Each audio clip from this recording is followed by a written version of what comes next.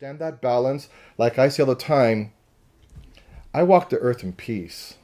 I fear no man, but I respect everyone. We are the meat. And I just, I train for the day. I hope I never have to use it, but I train for the day.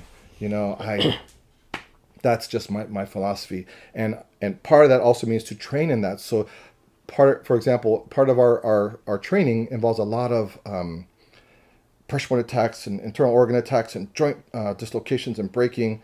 And then we also have to learn how to relocate and set a bone, and also how to heal and how to balance your energy. That's also part of the Or healing someone to beat component. the shit, then I'll make you feel better after and give you some Tylenol. Colita de rana. Yeah, that's part of that balance. Oh, I love that. I mean, We're totally unbalanced, Rick. and there's almost a sense of romanticism about this, I mean, the way it's coming across. It's just like, you can be this, but then you could also be this. Oh. Here's part of the balance. In order for this to have meaning and to have real meaning, let's just say I'm talking about hard. Yeah.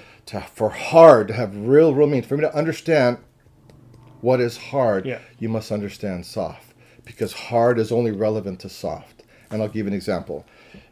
If you lived in a cave all your life, a dark cave, never went outside, all you saw was, dark. You grew up there and you lived there, and your eyes are probably white and your hair is probably... You don't even know that your eyes are white, and you don't even know that you're living in darkness until you walk out of the cave and you go, whoa, whoa, whoa, whoa, what's this? all Right. this? Cave? No, sunlight? Like, wow, this is light. Oh, this is dark. The existence of that opposite gives the one wholeness. And by the existence of the one, it gives the opposite wholeness.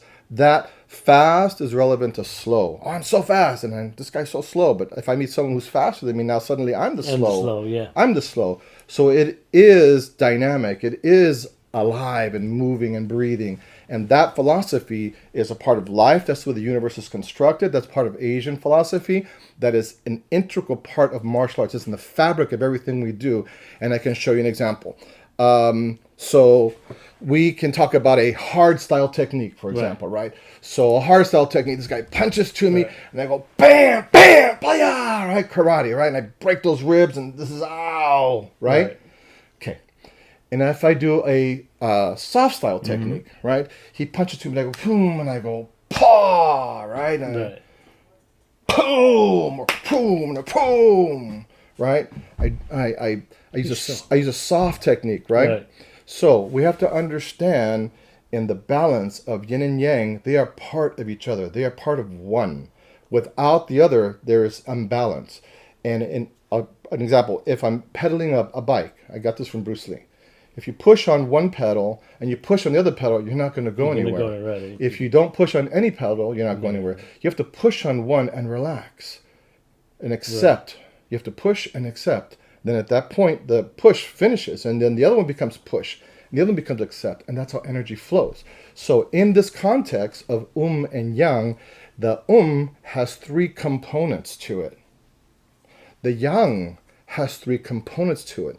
And as we understand those components, we understand that philosophy better, and we also can see it in our martial arts, and I'll show you what I just showed you right now. So, for example, in yin, we have three components which are called yu, won, hap. So yu represents softness, gentleness. Won is circular energy and flowing energy. And hap means to bring the energy together to coordinate it and bring it together. That's yu, won, hap. Those are the three components of the blue circle, the white circle in yin yang, right? Okay. Kang has the reciprocal three components because Kang is the hard, right? Hard, soft, light, dark, right? Male, female. We have those two to be one, right? So Yang has three components as well, and they are Kang, Kok, Kan. So Kang is hard, and remember they're the opposites. So we have soft and yielding. This is hard and non-yielding. This does not budge, right? Heavy, hard. It's starting to sound very romantic. And then one was circular, right? Flowing. Over here, kok means hard, sharp, and not yielding, not right? Angular, rough edges, right? And then hap means to just bring things together and unite and flow, and this means to keep things separate and apart. Like two sides of a magnet, they're the same. They reject each other, but when you put them the opposites, then they attract each other, right? So I'll go back to the technique, the hardstyle karate technique. I did a hardstyle karate block, and then I cracked your ribs, didn't I? Right. So this is pow, pow. And in the process of this punch that came in, I did a hard block, which now caused separation. Right. And then when I drilled your ribs, the ribs cracked. Boom! This makes you go, oh. There is yang there. There is the elements of yang there. And if I take that into a soft technique where I go boom, boom, and I go boom. Right. So this palm here doesn't attack these ribs. It blows out your kidney over here. It's like a hollow point. And here I now grab your wrist and I throw you the wrist lock. I've joined with you and I'm using your own energy against you. Boom! And you go flying. Otherwise that wrist gets broken. Plus you can take that exploded rib with you. Along with you, right? That's crazy. The power of soft. And you see those elements of Yu Won Hap in the soft technique and Kan Ko Kan in the yang technique. And together they must be one. That is so crazy. That is awesome. But as a Nuki, they all just hurt. And we'll show that later on. That's part of learning. Yeah, that's your lesson for the day. No, because it shouldn't be all. Let me. I know it's kind of funny, and it's true. Yeah. Hey, I hated the fact that I was such a good faller. I could take falls, so I was everybody's partner for their testing, for demos, for everything. I hated it because I was a victim of my own. I was too good. There is a value to taking your licks as you're going through the process because it just makes you tougher and it teaches you to absorb, punishment, whatever you want to call it. Makes you mentally, spiritually tougher, physically tougher. But if we go back to that philosophy of balance, it shouldn't be abused. And I've seen masters who basically beat up their students. We've seen it. Dude, what is your problem? What are you doing? You're taking advantage of your position, of that big belt you're wearing, and you're thrashing your students. And there's a line. And I've seen that with, unfortunately, a lot of masters. Martial arts, for being such a wonderful endeavor that we practice, that has these amazing philosophies and these principles that are so high and so fantastic, the way of life and the monks, all this kind of stuff. It is riddled with the worst people I've ever met. People who are the worst attitudes and egos and unbalanced people. And it's not the only ones. That's in everywhere. There's a-holes in every martial arts, it's just such a contradiction. It just flies to everything that we do. Yeah. And we have these insecure people here. Like I told you earlier, but that's why we got away from that, because it does... We wanted to avoid any... it almost supports that to do that, yeah. So my thought on that is I agree with you to a certain extent because I want to go back to that thing of balance. When I was in traditional trainings, traditional classical martial arts schools, where we did, had all the bowing, all the respects and the uniforms and all that kind of stuff, take your shoes off, all that kind of stuff, we still had brawlers that come into the class and, they'd come in and they were tough guys and jerks and whatever. And it would come out either in training where they weren't being taking care of you, but they sure blast your elbow and that kind of stuff. Old school, that kind of had a way of weeding itself out between practices and sparring, especially old school sparring. We didn't really have a lot of protective gear and rules, all that kind of stuff. Those kind of people kind of worked themselves out like they didn't belong here. But that's not necessarily always true, you see? Right. So, and this is why I say that we still have a lot of importance to our etiquette and our structure and our ranking, and I'll tell you why. Because as much as I'm perfectly fine. I train in my civvies all the time. I don't... I'm not going to walk around my belt or my diplomas or, all this kind of stuff. I might have a knife on me. Well, I don't might. I do. I have a knife with me all the time. And I know where you keep it with your wallet. Yeah. But we have to keep things in perspective, you see. Right. In training, the things that we do on the mats can actually hurt you if I don't take care of you. Right. So I have to have that respect for you. First of all, respect for my art. So that's why we still bow to the mats when we come on and bow to the mats when we get off and bow to the dojang, and we call dojang the dojo. When we enter, when we leave, we show respect for where this all came from, that history. And we get that part of it, but one of the things that I've seen, and I've done a bunch of different styles, and I'm more respectful of some than others. only because of what they brought to the table. Or how dangerous the person And next it's to probably us the is. teacher. If Oh, yeah, if you have a definitely the good teacher. teacher, Yeah. you're more likely to produce good students. Right. If you have a bad teacher, and I'll qualify that, but a bad teacher doesn't have really good morals or values or has an attitude And I've or seen a both. fighter, And Or that's demand respect but never give it. break the leg. Yeah. Yeah. To me, respect is earned. Right. If you respect me, great. I actually come with your respect. Right. And if you reciprocate with respect, we're gonna get along fine. Then it's elevated. If I come exactly, we're gonna probably be good friends. But if I come with your respect and you come back with disrespect, well, that's a problem. And I don't mean that means we're gonna have a fist Right. fight. Yeah, but I'd rather we're not gonna get along. I'd rather like avoid you. But if we're in a There's that situation hard where I am giving you respect and you're like aggressively attacking me again, see, you're forcing me to escalate what Right. my response is. Right. But again. I forgot. I lost my train of thought. No, the reason why the traditions are important is because you can harvest those ideas in people and you attract people being a certain way. Well, hopefully you can convey those. You can transfer those. And then get another part of beyond taking care of my training partner and vice versa. It actually allows us to have have a structure to build off of. Yeah. I remember the philosophy that Bruce Lee would expound upon as far as like having no form as form and having no structure and break the mold, all that kind of stuff. I totally subscribe to that. That's what got me into martial arts. When I first saw Bruce Lee in the Green Hornet, I was like, yeah, I want to do this.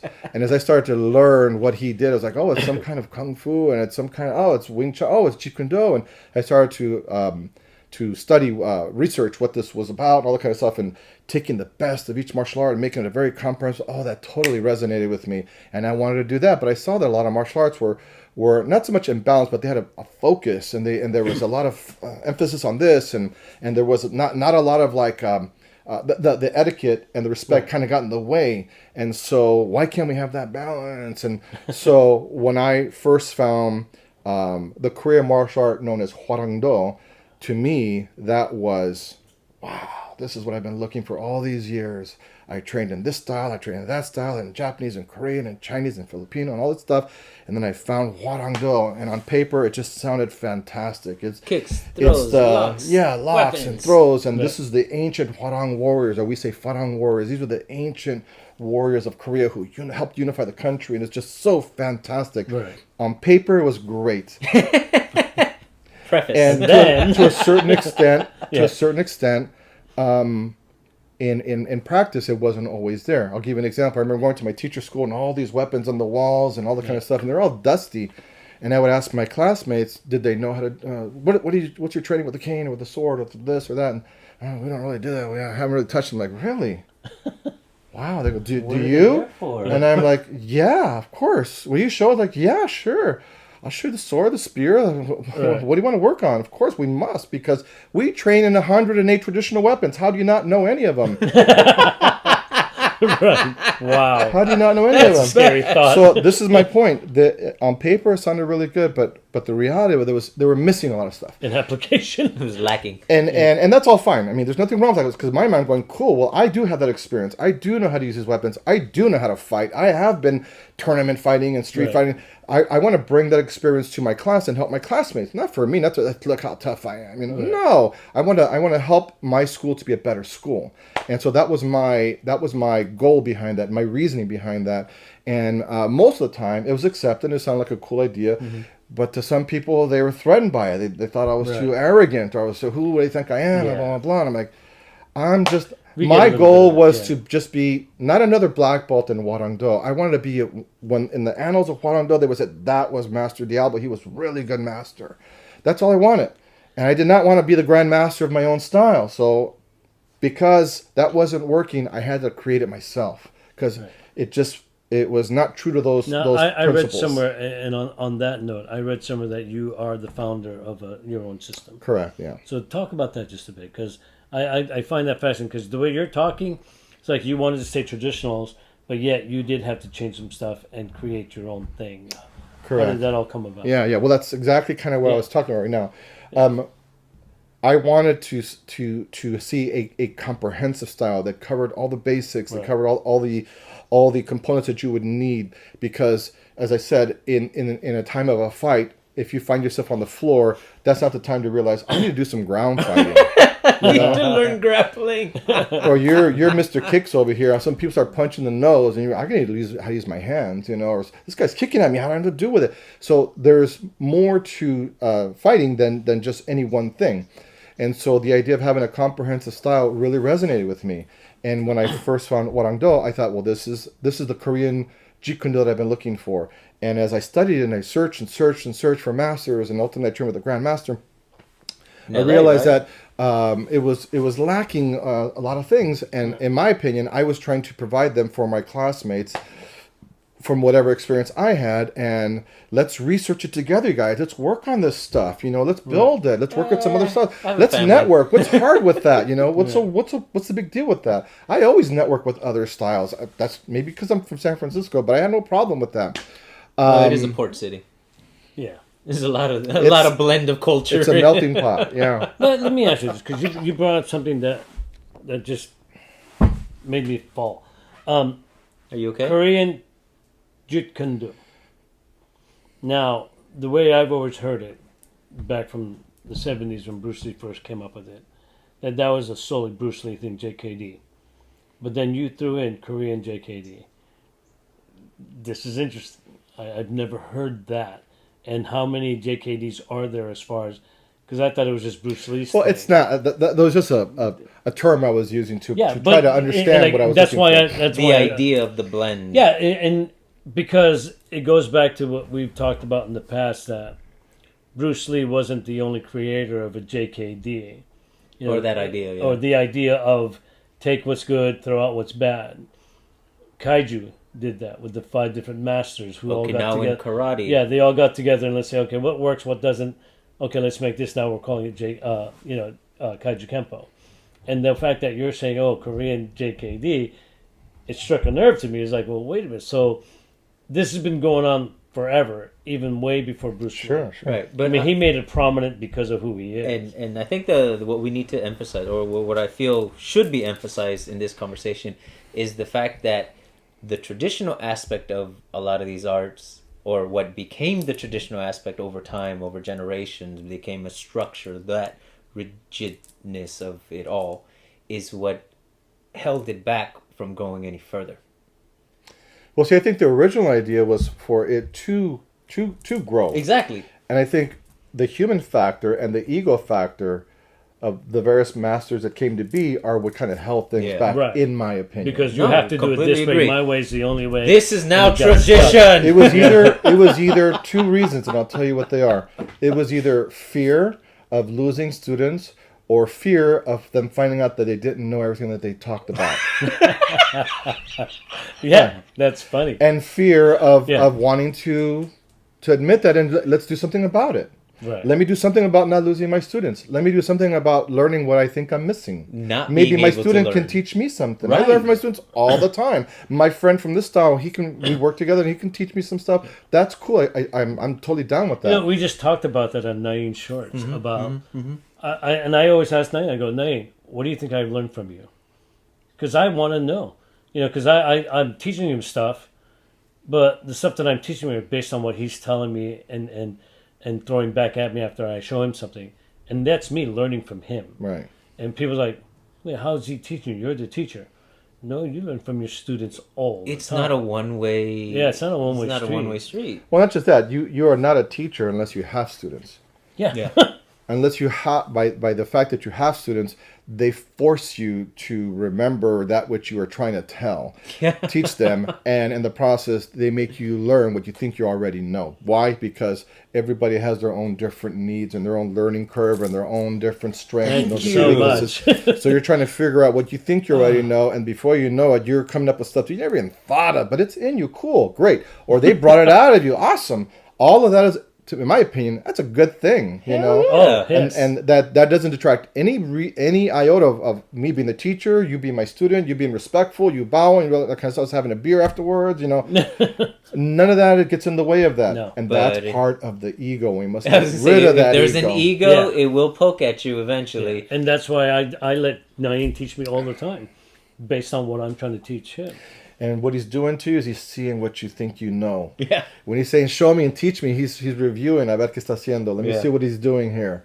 And Is it on the right track? he's on the right track. Why'd he And go then left then field? you teach him when you do something that he wasn't expecting. Like, I didn't know that before. That's cool. Yeah. And then all of a sudden he's do teaching that the all the other time. students Yeah. stuff, and then it's like, how do But they you know, get there and faster? some people are shocked when we say that. Some other instructors. Some people are just not comfortable yeah, with they, that. They freak No. out. Like, what? You let him, you know, what? How? Like, well, I'm paying attention to the guy.